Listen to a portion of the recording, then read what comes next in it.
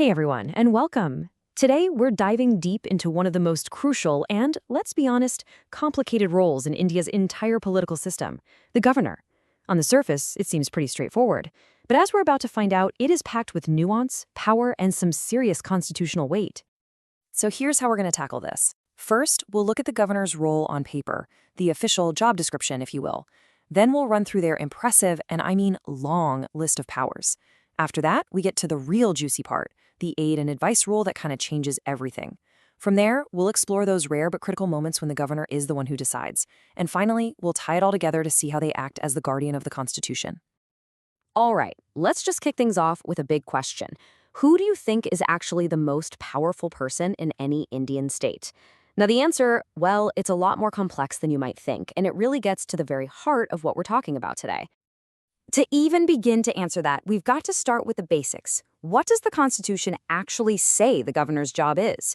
This is the foundation, the role on paper. Okay, this right here is the fundamental split you need to understand. The governor is the nominal head, kind of like the president is for the whole country, but the real executive, the person with the actual day-to-day power running the government, that's the chief minister. So while all the state's business is done in the governor's name, the decisions behind it are almost always coming from the elected government. So how do you even get this job? Well, you don't get elected. Governors are appointed by the President of India, usually for a 5-year term. But that last point, that's the one to really pay attention to. They serve during the pleasure of the president. What does that mean? It means they can be removed at any time. This creates a really direct and important link between the governor's office and the central government. Keep that in mind. Right, so even though they're appointed, don't let that fool you. The official list of powers a governor has is, well, it's pretty staggering. Let's just take a quick look at the sheer scope of what they're responsible for. First up, their executive powers. The governor appoints the chief minister, the other ministers, the state's top lawyer, the advocate general, and even key members of the State Public Service Commission. They basically have their hand in shaping the entire top tier of the state's administration. And it doesn't stop there. Their legislative powers are just as massive. The governor can call the state assembly to session, or, get this, dissolve it completely. And crucially, not a single bill can become a law without their signature. They can even issue their own temporary laws, called ordinances, if the assembly isn't meeting. That's a huge amount of authority.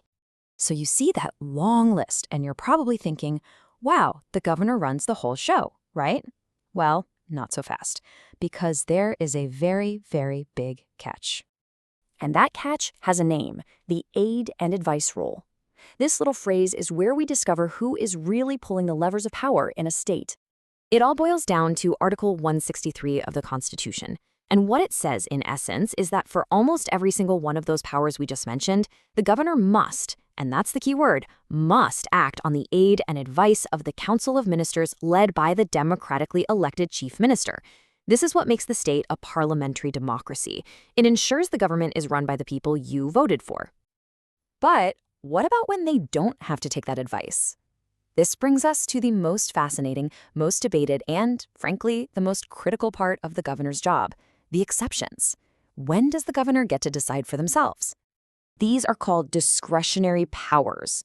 This is the moment when the governor steps out of that ceremonial role and becomes a real, active player in the constitutional game. It's when they can use their own judgment, sometimes even going directly against what the elected government wants. And just look at how massive these powers are. We're talking about moments of huge political crisis. When an election gives a fractured verdict, it's the governor who decides who to invite to try and form a government. They can fire a government that's lost its majority. And, the biggest one of all, they can recommend president's rule under Article 356, which basically suspends the state government. These are incredibly heavy responsibilities.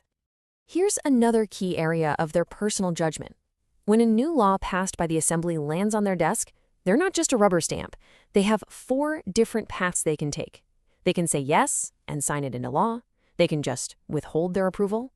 They can send it back and say, hey, maybe you should rethink this. Or, and this is a big one, they can send the bill to the president for a final decision. It's a huge check on the power of the state legislature. So how do we make sense of this? On one hand, you have a ceremonial figurehead who has to follow advice. On the other, you have this powerful decision maker who can act alone. How do these two roles fit together? let's bring it all home. The best way to think about it is to see the governor as a vital bridge. They are the link connecting the union government in New Delhi with the state government. They're the center's eyes and ears, making sure that the state is running according to the rules of the Indian Constitution. And this quote just nails it, doesn't it? The governor's office isn't just for show. It is absolutely central to how our federal system works, to keeping things stable, and to making sure our democracy functions the way it's supposed to. Their ultimate job is to be the safety net, to ensure the state's constitutional machinery never breaks down. So we'll end on this final thought. The governor is constantly walking this tightrope, right? On one side is their sworn duty to protect the Constitution.